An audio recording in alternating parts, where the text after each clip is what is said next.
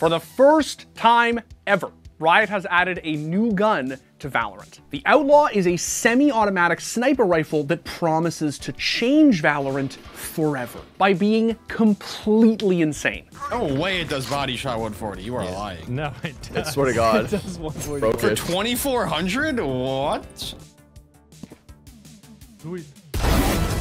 Oh, it does work. It does. But is the Outlaw actually overpowered? Are players overreacting because it's the first new addition to the buy menu? Or could this gun destroy Valorant? Yep, GG. Damn. Now this gun is broken though.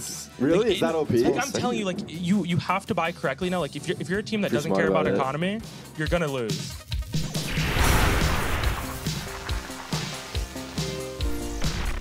Okay, so before we get into the Outlaw, I just want to remind you all that we have merch. Head over to shop.thescore.com to check it out. All right, so thanks to a leak, the Valorant community was pretty nervous about the Outlaw for months before it came out. Everyone realized pretty quickly that the gun was clearly designed to combat Valorant's light shield metagame. Basically, more and more players were opting to buy light shields instead of heavy ones to save money on armor and spend more on guns. By December, we finally had confirmation that the Outlaw would deal 140 damage with a body shot, more than enough to kill anyone not wearing heavy shields. But 140 damage is pretty high for a gun that only costs 2,400. Fires 2 bullets at a time, kills half-armored enemies with a single shot. Body damage around 140. We can't buy half. It has an outlaw. I can see people hero buying it. You can buy it and half armor every round, right? Oh my God, this is kind of scary, no? For comparison, the Operator does 150 damage with a body shot and costs 4,700. Now, the Operator is designed to one-shot anyone regardless of armor. But the fact that the Outlaw only does 10 less damage for a little more than half the price is a little staggering. Players immediately began discussing how this new sniper could potentially impact anti-eco rounds and the half-armor meta before Riot officially announced the Outlaw with the launch of the new episode. Now, this was an exciting time for Valorant. The Outlaw was the first gun ever added to the game in nearly 4 years since its release. It was Riot's answer to the light shield meta. But was the light shield meta really such a bad thing? During a Challengers match back in 2022, NRG innovated and debuted this strategy against Ghost Gaming. And although they did lose the match, they were able to secure more buy rounds thanks to it. The reasoning was that if you know your opponents are going to buy rifles like the Vandal, which will one-shot headshot you regardless of armor, then why not just buy light armor and save the cash? And thus, the light shield meta was born. Players started saving the extra 600 credits even if they had the extra cash to full buy. This helped build up their team's economy. Fnatic then popularized the strategy throughout 2023, implementing it along their way to 2 international titles. But this strat wasn't just exclusive to pro play. Eventually, casual players started using it, and heavy shields just didn't feel as valuable as they initially did when the game first came out. Riot saw this and thought it was a problem, so they started innovating ways to punish those who were abusing the light shield meta.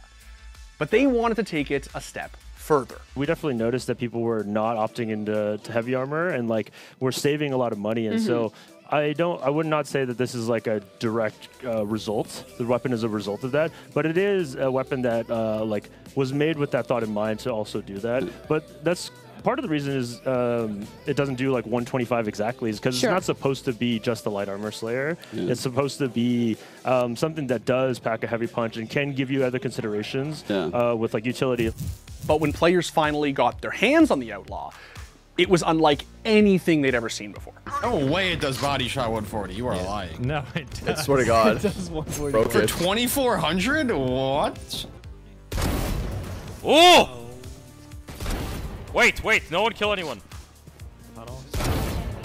Wait, one more. We're...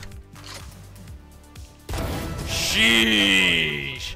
Little Outlaw Ace? doesn't matter that it's an eco. Everyone shut the hell up. So like here, you would definitely want like this guy with the Outlaw to find Whippy and then force the fight on him to one-shot him. Or do that, or headshot him. You have the script? Oh my god. Almost immediately, pros started calling the Outlaw noob-friendly and broken, suggesting that it marked the end of eco rounds. And think about it, the Outlaw costs less than the Vandal. It's incredibly affordable, which should make it an ever-present threat that punishes any team who isn't full saving on eco rounds. Its existence in the game should force players to buy heavy armor basically every time they buy. And even casual players and analysts started voicing their concerns over how the new sniper would impact anti-eco rounds and the general health of the game. I think it's broken. I think if teams did it with a chamber, at least that's where I'm at. I think if teams did it with a chamber, set it up fully into buy rounds, I think it's broken. Because we're not thinking as well, like, even if you get down to like 38, 39 armor, whatever, are you rebuying full armor just for the sake of this gun and stuff like that? There's loads of little nuances in terms of chip damage where it comes into play. I think it's still a broken gun. I think, yeah, we just haven't seen it properly used yet. But how does the Outlaw really impact the game? And if you're someone who enjoys picking up a sniper rifle in Valorant, when should you buy it? Well, to answer that question, we're gonna toss things over to Colten. Because I don't know. I don't play Valorant. And now, the guy who actually knows what he's talking about. I'm gonna be real with all of you. I don't know why I'm here. Like, I don't know Valorant. Can we get a new monitor in here? A graphics card? A mouse?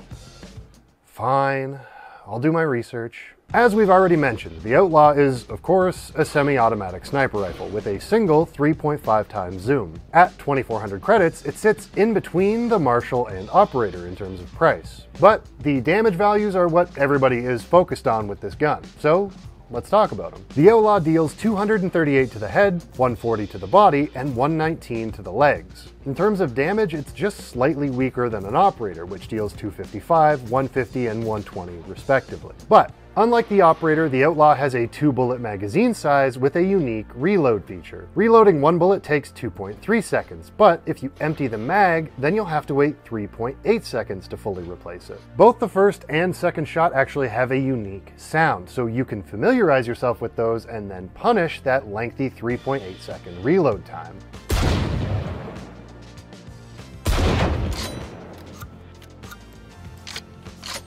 The Outlaw also notably has high penetration, allowing you to wallbang enemies and destroy abilities like Killjoy Lockdown. But arguably the most surprising stats on the Outlaw are its fire rate and hipfire accuracy.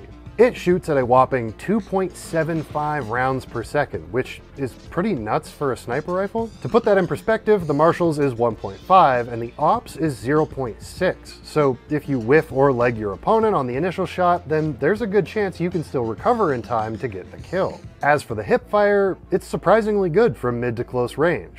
It's not on the same level as the Marshal, but still better than most people expected. So the Outlaw is pretty clearly a strong gun, so should you just buy it every chance that you get? Not exactly. Due to the nature of TAC FPS, you're more likely to see snipers like the Outlaw on the defensive side. Its price and the fact that it's capable of one-shotting enemies with light armor makes it the perfect gun on anti-ecos and bonus rounds. So if you press tab and see your opponents can't afford to buy full armor, then it's probably worth it for someone on your team to buy an Outlaw. For the most part, this gun is going to help streamline the first few rounds of each half. In general, it's going to make winning pistol rounds feel even more valuable. It's more for defense so that you don't lose the anti-eco, because with like force buys and stuff like that, that can easily like flip the game. And I feel like it just, like the Outlaw is in the game to make the first 5 rounds more stable instead of like, they win the anti-eco, they won the pistol though, like it kind of goes back and forth. But I think the Outlaw is going to stabilize the game to make it so you just lose the you just lose the eco after that. It's still early days, so we'll see how this gun continues to change the meta this year, especially once pro play gets fully underway. But regardless, it is nice to see something fresh added to the game that isn't just agents or maps, even if Valorant isn't exactly my cup of tea. And especially if Niall is just going to keep making me talk about it anyway.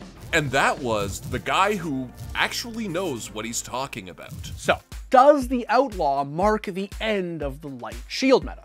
So far, Yes. Before the Outlaw, players got used to purchasing light shields, upgraded sidearms, and investing in some utility, even when they probably should have saved. Now, you gotta put a little more thought into your spending habits, especially if you're going up against someone who's running an Outlaw. The gun itself isn't busted, but what it does to the economy and how pros will purchase things every round. You have to be more careful about buying extra util, buying a sheriff. Definitely shape the game. Yeah, because for me, like I love the Deagle. So like last year during like all my tournaments, I would buy a Deagle all the time, and I'd be like 3,700 credits, and I would be light armor Vandal. But like I cannot do that anymore. You have to like have full armor, or you could just get one shot and then lose the round. Like we said before, the Outlaw represents a constant, ever-present threat to those who cheap out on their full buy. No cash for heavy armor?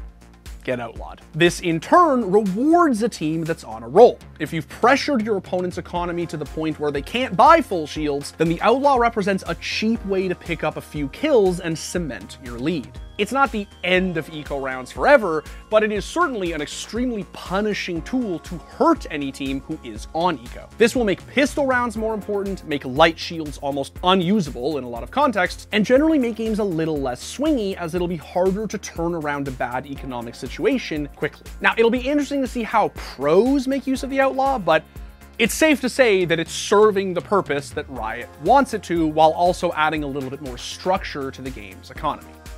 It's a whole new world out there, and maybe next time I enter it, I won't get run down by some kid with a stinger.